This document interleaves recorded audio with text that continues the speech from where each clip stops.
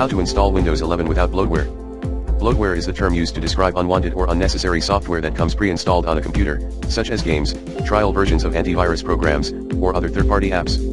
Bloatware can slow down your system, take up disk space, and pose security risks. There are different ways to install Windows 11 without bloatware, depending on your situation and preferences. Here are some options you can consider. If you are upgrading from Windows 10 to Windows 11, you can use the Refresh Windows tool to perform a clean installation that removes most of the bloatware. This tool is available from the Windows Security app, under the Device Performance and Health section. Before using this tool, make sure you back up your important files and settings, as they will be erased during the process. If you are installing Windows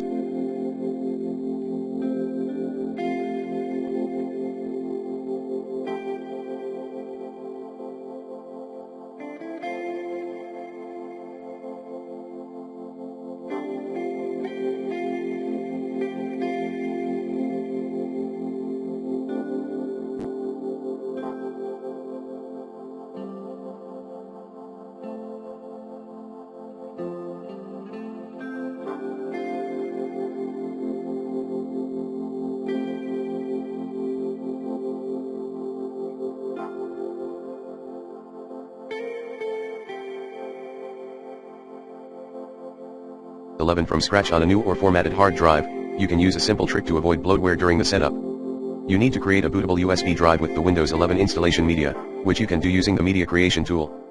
Then, when you boot your PC with the USB drive and start the installation, you need to select English, World, as the language and time format. This will prevent Windows 11 from installing regional specific apps based on your location. After the installation is complete, you can change your language and region settings to your preference. If you already have Windows 11 installed with bloatware, you can use PowerShell commands to remove them manually.